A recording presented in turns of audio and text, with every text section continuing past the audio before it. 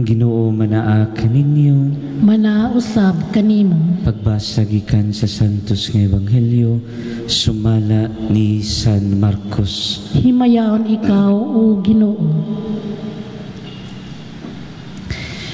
Mitabok sila sa lanaw ug midunggo sa Genesaret ug higot nila ang ilang sakayan. Sa pagkawas na nila, nailahan dayon si Jesus sa mga tao. Busa nanagan sila ngadto sa kasikbit nga mga balangay ug gidala ngadto kang Jesus ang mga masakiton nga naghigda sa ilang mga higdaanan. Bisan asa si Jesus moadto sa kabalangayan, sa kalungsuran, sa kaumahan, dadun sa mga tao ang ilang mga masakiton ngadto sa mga tiyanggihan. Nagpakiluoy sila nga ang ilang masakiton pahikapon bisan lamang sa sidsid sa iyang bisti ug nangaayo ang tanan nga nakahikap kaniya.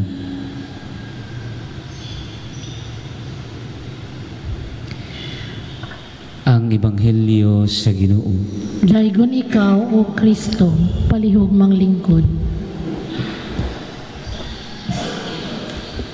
Sa ngalan sa Amahan ug sa Anak ug sa Espiritu Santo. Amen. Daygon ta nga atong Ginoong Jesucristo. Karon ug hangtod sa kahangturan. Amen. May buntag ka natong tanan. Maayong buntag usab. Karong adlaw mga igsuon, Pebrero 5, atong gisaulog ang kapistahan sa usa ka santa, birhen ug martir, si Santa Agida. Niadtong ikatulong siglo, no? Namatay siya sa 251. Kini si Santa Agida, anak sa usa ka dato, apan laom og pagtuo ug pagsalig sa Dios. O kay balobay kita no nga niadtong mga panahona sulod manggod sa 3 ka siglo or 3 centuries no ang simbahan napagyud ubos sa persecution sa mga o ang paglutos sa mga Kristiyanos no gumikan sa emperador sa Roma o kining panahona sa kang Emperador Decius unya kay lagi aduna po'y mga daghang mga dato nga na-convert no nahimong mga Kristiyano nya asset baya na sa mga emperador kay mga dato kangan support ka sa gobyerno, suporta ka sa emperador ug tuod nahibaw-an nila nga didto kay taga Sicilia man ni si Santa Agata ug ang iyang pamilya nahibaluan sa gobernador nga si Quintanos ilang gipadala didto nga ang tanang mga Kristiyanos kinalan mo surrender ug dadon ngadto sa Palermo, Catania ug naapil si Santa Agata nya mo to nga si Santa Agida nagampog maayo nga unta dili siya magpadala sa tentasyon ug labi na kay nanaad siya sa Ginoo nga ngiyang pagkabirhen ang iyang tibok nga pagkatao iyang ikonsagrar ngadto sa Dios. Ug tuod pag-abot nila dito sa Palermo diha dayon gipriso sila ug nakaibaw man si Quintanos nga aduna lagi ning gwapa kaayo nga dalaga ug buot niyang kuhaon niya isip mahimo niyang asawa niya moto kay aron matintal ug aron mag-usab ang hunahuna ni Santa Agida gipriso siya ug gipatapad siya dito ug gisudlan og mga daotang babae o kung sa ato pa prostitute aron matakdan si Santa Agida. Pero kay balota ang Ginoo wala siya pasagdi, nagampo si Santa Agida nga di unta siya madala ug nabalin hinuon ang katong mga babae nga prostitute nga buot mo tintal nila nga giingnan siya ayaw gul okay ra man ni lami man ni hayahay imong kinabuhi dinhi no pero wag siya magpadala ug mao lagi nabalin hinuon sila na hinuon ang nahimong Kristiyano no, tungod kay sa lig-on nga pagtuo ug pagampo ni Santa Agueda, ug tungod sa kasuko ni Quintanos sa iyang grabing kasuko ka, imbis nga mahimo ng prostitute usab o malaway ang hunahuna ni Agueda, tungod sa iyang kalagot iyang gipaputlan og tutoy si Agueda. Mao bitaw na nga natay mga imahe ni Saint Agatha o Agueda na nagdala sa iyang tutoy, no, nga pinutol unya, nagampo siya nga unta nga ngiyang kasakit, no, mahupay sa makadiyot og tiluod ang Dios nagpadala ngadto kang Santa Agueda kang San Pedro o giayo siya, no, at least na nahupay. Pero grabe ang kalagot ni Quintanos, ang gobernador. Iya kining gipaligid-ligid og sa mga buak nga mga tile, sa mga buak nga mga paso, hantod na samad ang tibok lawas ni Santa Agueda. Ug didto ang katapusan sa iyang kinabuhi, iyang giitugyan tanan ngadto sa Dios ug diha siya namatay. Apan ang mga tao ay tungod kay nakadungog sila, may tungod siyang mga binuhatan, gitago nila iyang lawas ug ilang gilubong sa tumang pagtakod kay tungod sa kabalaan sa kinabuhi ni Agueda. Ug gani tungod ni ana daghang mga tao nga naayo nga muhikap lang siyang lungon o mubisita ngadto sa iyang lubnganan ni Santa Agueda. Ug mo nga na famous ug maayo si Santa Agueda tungod sa iyang pangama, pagampo alang sa mga tao nga naningkamot nga magpuyo sa kabubuton sa Dios. Mo ni mga igsuon ba nga ang mga santa o mga santo kaniadto ilaha gayong gibarugan ang ilang pagtuo. Ilabi na karon, no, nga ang atong pagtuo murag hawang kulang na kaayo, no, dili sama kaniadto sama pananglitan ni Santa Agueda karon iyang gi-preserve ang iyang life of virginity, no, or life of purity. Mao ba gyud ni ang problema sa atong panahon karon. Grabe ang pagkailap sa pagkabastos, sa kalaway, sa mga lawas nun nga kalipay, no, gani ang mga kabatanunan dali kay madani, labi na kay di sa cellphone pating daghanan ng mga makita nato nga dili mao, no, sa TV o sa mga film bang atong pagatan-awon, sa mga movie nga pagatan-awon sa mga kabatanunan nya. Usahay ang mga ginikanan di na pud kabadlong kay mura na hinuong nahimong na-normalize ang mga kabastusan sa kalibutan. Umuni nga kung ikaw huyang kag pagtuo or gyud ta ma-educate, ma-edukar may tungod sa pagpuyo sa kaputli, mao na nga ang kalibutan karon wala nay maputli, no, puro na kahugaw niya bitaw. Murag na normalize na ang hisgot about sex life, about pagbuhat ini, pagbuhat ni ana, murag ginormalize na tanan nga imbis unta angay ra na sa kaminyoon o ang mga ginikanan o bisan gani mga doktor angay ra na sa private nga panagsultihan. Karon i-expose na tanan nya. Mao na nga kung ang mga bata ang makakita ay normal ra di ini, ay okay ra di ini, no. So mo ni ang mentalidad karon sa kalibutan. Ubusa ang nahitabo, ang resulta niini ang mga bata, no, uban sayo mabuntis, ang uban sayo magbuhat nga dili mao, dali rata madalas pagpakasala. Busa atog yung iyampo karon kay balo bayata ang Ginoo dili ganahan og impure nga tao, no. Kung nakahinumdom mo sa diha sa sulat ni Blessed Catherine Emmerich, no, sa iyang hisgot sa pasyon ni Kristo nga sa katong si Kristo gidala, no, gikan sa mga kang Pilato, gipadala dito kang Herodes nya kay balo bayata nga si Herodes iyang gikuha o gihimo niyang asawa ang asawa sa igsoon nga si Felipe nga si Herodias. So nagpuyo si Herodes sa kinabuhing kalaway, no, impurity of life. Nga mo to nga gusto ni Herodes nga maistorya niya si Jesus, kay dugay na siyang nakadungog nga si Jesus maghimog milagro, makaayog mga masakiton, no, sama sa ebanghelyo nga atong nadungog karon, no, nga grabe nga atong Ginoo na mikaylap gid ang balita nga tanang tawo kung bisag asa si Jesus sundan nila si Jesus, no, sa kaumahan, sa kasikbit, sa palayan, tanan bisag asa siya adtuon si Jesus. Unya ang mga tawo mohangyo niya nga bisag makahikap lang mi sa iyang sidsid, sa iyang sanina, maayo mi ug tuod daghan nga ayo tungod sa ilang pagtuo kang Jesus. Ug kanon atubangan ni Herodes, nihangyo po si Herodes ngonta nga magmilagruhan siya. Ug matud pa ni Blessed Catherine Emmerich, ang atong Ginoo wa gyud mo tan-aw sa dagway ni Herodes.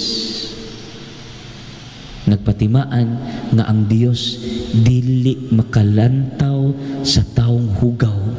Di siya makatutok, di siya makatabang, di makapenetrate ang grasya kung ang tao mismo dili niya buhian ang iyang kaugalingon ug ilingkawas ang iyang kaugalingon sa kahugaw. No? So ang impurity of life dili makapenetrate ang Dios gawas kung ang tao maghinulsol o magbasol og biyaan ang maong sala. Kung nakahinumdum ba po mo kang Magdalena, mo po'y nahitabo. Kung mo bitaw nga pagduol ni Magdalena nga naghilak, nagbakko sa iyang sala, niduol din si Jesus o giingan siya ang imong pagtuo, ang imong pagbasol na pasaylo, lakaw ug ayaw na usba ang pagpakasala. Sumotong pangitabo ang wa gyud maglis ang Ginoo, dili kay tungod ang Ginoo dili ganahan mo tabang sa tao, apan tungod ang tao na ulipon sa pagka bastos, sa pagkalaway nga dili niya buot pasudlon ang Dios sa iyang kasing-kasing. Mo na nga wa gyud maghimog milagro ang Ginoo dito atubangan ni Herodes, no? Gani gibugal-bugalan pagayod si Jesus niadtong panahon na. So mo ni mga igsuon ba, kitat karon sa atong modernong panahon, grabe kulang natas disiplina, kabastusan diri, kabastusan didto, gani mag-uulmi gani diri sa plaza nga ako madunggan sa mga storya-storya, no, well pawang ko kita pero naamang sila mga ebidensya nga nay makita nga kondom diha, kondom didto, no, mismo sa atong plaza, atubangan sa simbahan, way nay mga ulaw. Wa na sila makasabot nga unsa kasagrado ang sexualidad. Na para kana sa minyo o gibasbasan ang sa Ginoo ang mga magminyo kay aron sila makahimo og laing kinabuhi. Kay ang purpose ni ana is paghatag og kinabuhi, apan unsa gibuhat nato, gipatay nato ang kinabuhi. Kay wa naman tay tahod sa Ginoo, wa na tay pag-ilahon sa ang kinabuhi, puro na laman tapalami ya sayop nga paagi. Umo na nga guol sa taba nga atong mga kabatanunan maoy naa sa ilang hunahuna, maoy na influensya sa ilang kinabuhi. Kay ngano wala na disiplina ug unsa na hitabo ang mga kabatanunan karon wa na disiplina, mga wa na buot. Nya mo na kung makabuntis na gani bata pa puro ay buot, magsigig away, magsigig pangabubho, kay walay disiplina. Umoni dako kaayo nga tulubagon sa mga ginikanan ang pagtudlo sa ilang mga anak. Sao man pod nga, sao man pagtudlo sa ilang mga anak kung mismo ang ginikanan maupod, mga wapoy buot, no? Kay bata pa pod sila nagminyo unya mo to ni hitabo nga ingato pod disgrasya raman ang nahitabo. Disgrasya baday na nga inyo nang gibuhat kay bawo mo sa inyong gibuhat, no? Sumo ni mga igsoon tungod sa kakulang sa paggiya, sa pagprotekta sa kinabuhing pagkaputli nga ang gipauso sa kalibutan, influensya sa demonyo ug sa yawa. ang kabastusan, ang kahalayan. Sumaning hagit nato karon, hangyo ta ni Santa Agida nga unta may sama kita niya, no?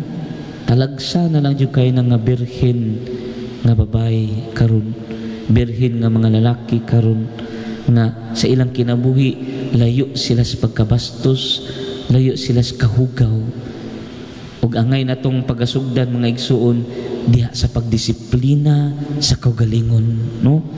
Kay kung ato lang pasagdan, labi na sa atong mga anak nga magtan-aw og mga salida o uban pa na nga naadi sa Facebook, labi ng mga bata karon, ang ginikanan kapuya na po ang ginikanan mo badlong, ihatag na lang ang cellphone niya, bisag unsa na lang mauting kay sa bata niya. Kay ba ta sa mga bata, kung sila yung makita, mutuhop yun na silang hunahuna, no? Muna nga sila po, kung sa ilang makatunan, sa ilang nadunggan, nakita mismo, mo na ilang sundon. Kay ba ng mga bata, no? Pagkahuman makakitag TV ngay sinumbagay, inigkahuman na sinumbagay po sila. Pusil-pusil, magpusil-pusil po sila. Kaya nga nun, maoy na husod sa ilang hunahunag kasing-kasing. Unsa ilang nakita, ilan ang sundon. Unsa gani batasan sa ginikanan, maopoy batasan sa mga anak. Sumunod kuha na to ba, kulang tas disiplina ron, kulang na gitas pagpahimangno sa unsay sakto. Ug mao na nga niingon ang libro sa Kaalam ni Solomon kapitulo 6 bersikulo 19, no? Na ang tao nga nagpuyo sa kinabuhi nga disiplina naagyo diha ang paghigugma. Ug ang paghigugma ang bunga ni ana nga maningkamot nga sundon ang kabubuton sa Dios. Ug ang pagsunod sa kabubuton sa Dios mao'y makaputli sa tao. Ug kung ang tao maputli, siya duol sa Dios. So nagsugod sa disiplina, paghigugma, ug diha sa paghigugma sundon ang balaod sa Ginoo, ug ang pagsunod sa balaod sa Ginoo mao nay mag-preserve nato sa kaputli, ug ang kaputli mao'y modala nato ngadto sa Dios. Sumuni unta ang atong buhaton mga igsoon, nga maningkamot ta, nga magdisiplina sa atong kaugalingon. Atong hangyoon ang Ginoo, atong hangyoon si Santa Agida, ug labaw sa tanan atong hangyoon ang mahal nga Birheng Maria. Siya ang reyna sa kaputli, reyna sa pagdisiplina sa kaugalingon, nga dili unta kita magpadala karon sa pauso sa kalibutan nga mo'y nagpalayo nato sa Dios. Ug kay layo ta sa Ginoo, mo na nga sakto tong giingon ni Mama Mary sa Fatima nga sa atong panahon daghan gayud ang ma-impyerno tungod sa pagwalay panumbaling sa kinabuhi sa kaputli. So muna hangyo ta, ampo ta kung mga igsoon, labi na sa mga ginikanan, tudlui sa kaputli ang inyong mga anak.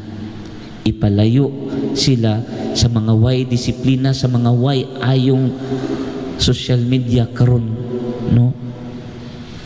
Itudlui sila sa dalan paingon sa Dios diha sa pagdisiplina, sa paghigugma sa balaod sa Ginoo, aron maangko nilang kaputli sa kinabuhi, ug aron ang Dios magpuyo sa ilaha kanunay. Mao ni atong paningkamutan og katong ng mga ginikanan, pagpadayon namo nga magpaningkamot sa pagpuyo sa kaputli sa kinabuhi. Ngunta inyong obserbahan ang paghimo o pagbuhat sa pagsunod sa kabubuton sa Dios. Ug diha kamo nga kung nana mo isip mga ginikanan, kung nanay mo yung mga anak, maunay inyong itudlo. Ug ang mga anak pod nga kung siguro tawgon sila sa Ginoo sama ni Santa Agida, na ila pong ihalad ang ilang kinabuhi ngadto sa Dios, di po na niyo pugngan kay mao mo ginay mo bunga ang bukasyon, ang pagtawag ug pagsunod sa Ginoo.